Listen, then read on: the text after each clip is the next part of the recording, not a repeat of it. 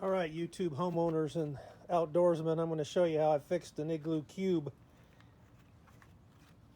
The handles, this handle bracket degraded and just cracked into pieces, but the handle itself was okay. So there's a lot of ways you could rig handles for this, but I wanted to be able to use the pivoting function of the original handle. So I got a piece of 1/2 inch PVC. I drilled it with some small holes all the way through the pipe, and then I drilled the outer hole bigger so I could fit a self-tapping sheet metal screw in there. So then on the back side of this PVC pipe, I glommed it up with epoxy, and I also put some epoxy in the screw holes in the body of the Igloo. Then I laid that pipe on there, put the self-tapping sheet metal screw.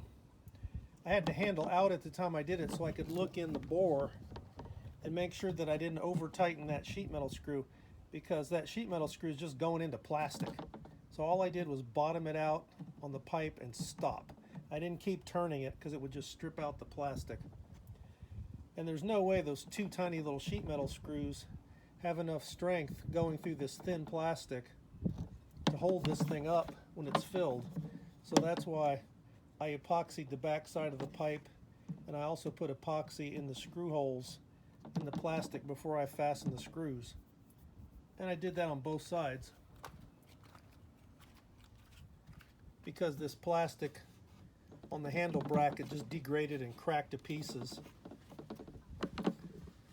So I made handle brackets out of that 1/2 inch PVC, and I retained this pivoting handle feature.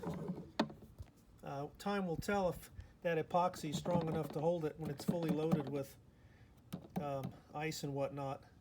But if you want to try to put one of these back in service and your handle bracket's just degraded to hell, you can use this little trick.